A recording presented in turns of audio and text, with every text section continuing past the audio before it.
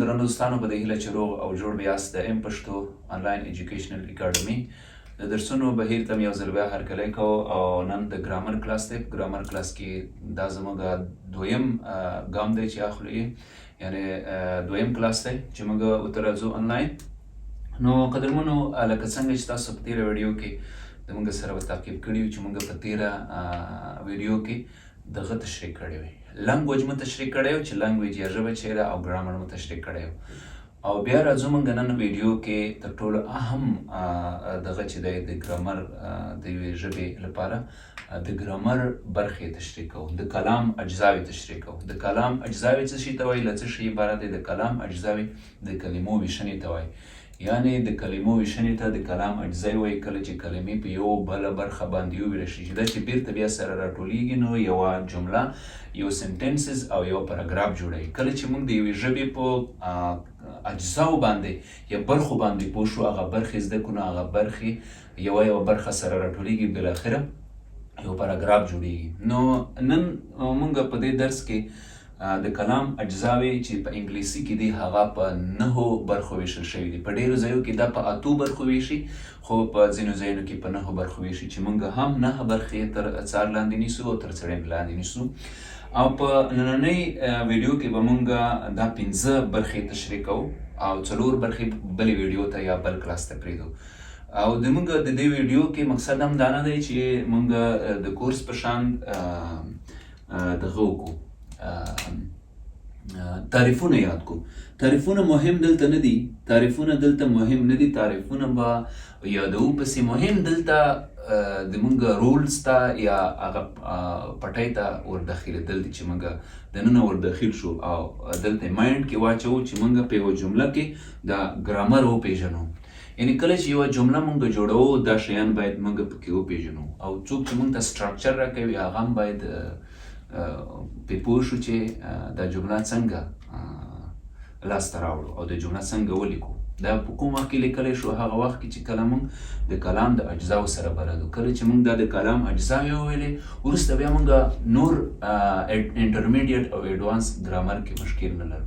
او د بیسیک ګرامر لپاره مهمه دا ده چې موږ د کلام اجزاوې باید یادې کړو او له هغې نه وروسته بیا ټینسز شروع کېږي او د خپله ناونز بیا په نورو برخو ویشل کېږي او ورډ بیا په نورو برخو ویشل کېږي، اجیکټیو بیا په نورو برخو ویشل کېږي او پروناون داسې ډیټرمینر.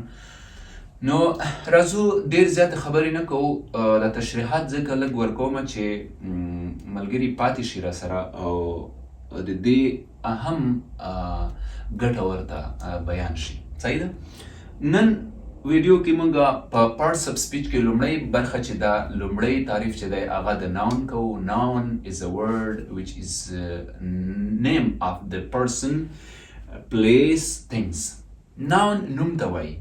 ساده توګه باندې موږ ویلی شو چې ناون مطلب نوم دی او نوم بیا په څو برخو ویشل شوی دی. د څه شي نومونه دي؟ د things، د شیانو نومونه دي لکه قلم، او د پرسن نومونه دي لکه احمد، محمود، هارون. صحیح ده؟ او د پلیسز نومونه دي لکه خوست، افغانستان، یو ای او داسې نور. صحیح ده؟ او د انیملز نومونه دي لکه موږ کیټ او داسې ټایګر او نور. صحیح ده؟ نو د ناون په یوه جمله کې ناون څه شی دی دا به لاندې بیا موږ په جمله کې تاسې په دې باندې ښه سرخلاص شي چې کله موږ دلته جمله ولیکو بیا به تاسې په ناون باندې پوه شئ چې دا په جمله کې ناون دی او دا په جمله کې ورب دی، دا په جمله کې اجیکټیو یا صفت دی. ناون لکه احمد، محمود، پن، موبایل، کمپیوټر. انیملز نومونه، د حیواناتو نومونه. صحیح ده؟ او ورب څه شی دی؟ ورب په یوه جمله کې سچویشن ښیي، حالت ښیي، د سټیټ ښیي، حالت ښیي او اکشن یا عمل ښیي. مثلا زه ځم، د ځم دلته اکشن دی. صحیح شو؟ او آی لایک، زه یې خوښوم، دا زما هم یو اکشن دی او یو سټیټ مې دی، یو حالت مې دی چې زه یو شی خوښوم. آی هاو، زه یې لرم، او یا هاو یا زه مجبور یم. نو ورډ به موږ په چی پیژنو چې دلته په پښتو کې معنا ورسره ول راځي، لکه کار کول، مطالعه کول، کول، تلاوت کول. صحیح ده؟ نو دا تلاوت کول دلته څه شی دی؟ د تلاوت کولو نه مطلب دلته ورب ورب دی. نو د ورب نه مطلب څه شی دی؟ د ورب نه مطلب فعل دی. صحیح شو؟ فعل موږ په پښتو کې ورته فعل وایو. او اجیکټیو څه شي ته وایي؟ اجیکټیو صفت ته وایي. نو سټیټ موږ وړاندې تشریح کو او صفت د دې څه شی دی؟ موږ ناون مخکې ویلې دا پین دی، قلم دی، د دې نوم څه شی شو؟ پین شو. او د دې صفت چې دی دا ګرین دی، دا شین دی. صحیح شو؟ صفت یې دا شو. سمه ده؟ او نو دلته په تعریف کې وایي مهمه نه ده چې موږ تعریفونه یاد کړو، مهمه دا ده چې موږ په استعمال باندې پوه شو. describes noun دا نومونه تشریح کوي، نوم تشریح کوي، حالت یې تشریح کوي. دا کوم حال دی؟ د دې حالت داسې تشریح کوي چې دا شین دی او بیگ یا غټ دی. صحیح شو؟ او ګود یا ښه دی. صحیح ده؟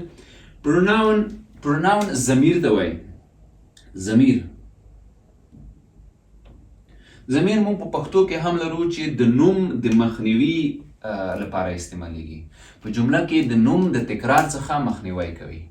صحیح شو؟ دلته چې ریپلیس ناون یوازې نوم د تکرار څخه مخنیوی کوي. او دا کوم دی؟ هی، شي، اټ، یو، آی، دا. صحیح شو؟ لکه لاندې بیا هم جمله کې چې موږ کله لیکو بیا تاسو ښه طرز باندې بیا پوهېږئ. determiner څه ته وایي؟ determiner یا articles دا بیا determines noun او pronoun. دا بیا نوم او pronoun یا ضمیر تشریح کوي او د هر وخت د نوم او د ضمیر نه مخکې لګیږي. صحیح شو؟ دا چې په څه ډول استعمالیږي په جمله کې به یې تاسو وینئ. او دا کوم دی؟ ان، دا. پین یو کلام. صحیح شو؟ نو دلته دا نوم یې تشریح کو یا یې ډیټرمین کو. ان اپل، یوه مڼه، ان. دا. صحیح شو؟ دا بوک، دا ایر. صحیح شو؟ نو د دې تعریف خاص مهم نه دی چې موږ به یاد کو، یوازې دلته استعمالول دي. یو ځل بیا پرې راګرځم او بیا جمله پرې جوړم. ناون نومونه ته وایي، لکه نوم، اسم. صحیح شو؟ احمد، محمود. پین، موبایل، بورډ. صحیح ده؟ او ورډ فعل ته وایي سټیټ حالت یا اکشن یا عمل ترسره کوي په یو جمله کې. صحیح شو؟ لکه یا عمل ښیي په یو جمله کې. go، تلل، لایک، خوښول. صحیح شو؟ adjective صفت څه ته وایي؟ دې کلم صفت څه دی؟ شین دی. صحیح ده؟ او د دې کلم صفت څه دی؟ سور دی. نو د دې ریډ صفت شو. او دا څه دی؟ تور دی. د دې صفت تور شو. pronoun څه ته وایي؟ pronoun replace noun دا د نوم د استعمال څخه مخنیوی کوي، یعنی ضمیر دی. صحیح ده؟ او په جمله کې چې کله استعمالیږي دا به د نوم د تکرار مخنیوی کوي. بس خلاص. او determiner یا articles چې دي دا noun او یا هم pronoun تشریح کوي. صحیح شو؟ noun یا pronoun تشریح کوي او مخ ته ورته لګي اکثره وخت. صحیح شو؟ اوس راځو یو مثال پکې جوړو. د دې مثال په ترڅ کې تاسو باید په دې پوه شئ چې دا 5 پکې استعمال دي. صحیح شو؟ اوس ګوره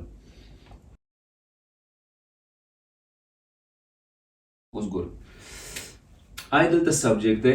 دا چې سبجیکټ څه شی دی هغه په راتلونکي درسونو کې وایي. اټ دلته څه شی دی؟ عمل یې ترسره کړی دی. نو دلته دا چې شو؟ دا ورب شو. دا ورب دی. صحیح شو؟ او ان دلته آرټیکل شو. ګوره دا ټولې اجزاوې سره یو ځای کېږي، بیا د انګلیسي یوه جمله منځته راوړي. صحیح ده؟ ان دلته آرټیکل شو او اپل دلته ناون شو. دلته به ولیکو آرټیکل لکه ډیټرمین، یا دلته به دا شي ناون. او اټ دلته چیرې پروناون شو. ځکه که موږ دا جمله داسې وایي چې I ate an apple was red، د apple was red، نو دلته بیا اپل دوه وارې پکې استعمالیږي. د دې لپاره چې د اپل مخنیوی شوی وي او ضمیر موږ استعمال کړی وي، د نوم د تکرار مخنیوی مو کړی، دلته موږ اټ استعمال کړو چې دلته موږ اټ په پروناون کې راوړو. نو دا پروناون شو، پی آر. او ریډ دلته چې دی؟ ریډ د دې صفت دی. ریډ سره مڼه وه که نه؟ نو دا به سي اجیکټیو. پوه شئ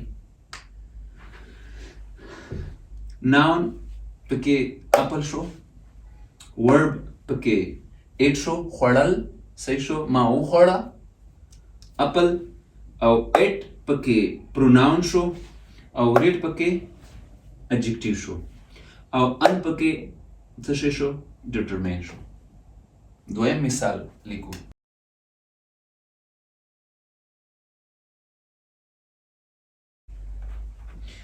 I think an animal is in the garage. I دلته subject دی صحیح ده خو هغه subject به وروسته موږ تشریح کوو think دلته فکر کول ته وایي فکر کول نو فکر کول دلته فعل شو an action یو حالت ښیي state I think زه فکر کوم صحیح شو دلته دا state شو I think an دلته پکې determine شو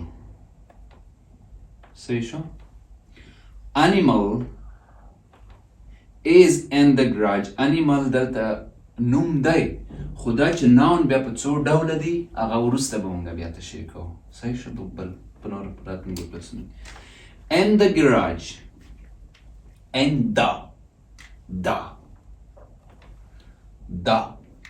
the garage سپیشل نمونه دپاره استعمالیږي دا صحیح شو او څه شي ته استعمالیږي ان یو شي ته استعمالیږي کله چې ورسره یو وي یو ناون وي لکه ان اپل اپن خو کله چې یو نوم په واویلو باندې شروع وي په دې 5 حروفو باندې A E I U O کله چې په دې 5 حروفو باندې شروع وي او یو نوم وي بیا به ورته مونږ ان مخته کوو ان اپل ان اورنج صحیح شو ښه اوس راځو دا 5 واړه په دې جمله کې تشریح کوو صحیح شو I think دلته شو څه شی سوچ کول state حالت شو چې دلته په word کې راځي او ان determine شو بیا دا بیا determine شو صحیح شو garage noun شو اوس د جمله دوام ورکوو د جملې ته بل فقره پسې تړو ترڅو دا د animal I think ان یا د داسې تشریح کوو په بله معنا I think a cat is in the garage I think a cat is in the garage زه فکر کوم چې یوه پیشو ده په د ګراج کې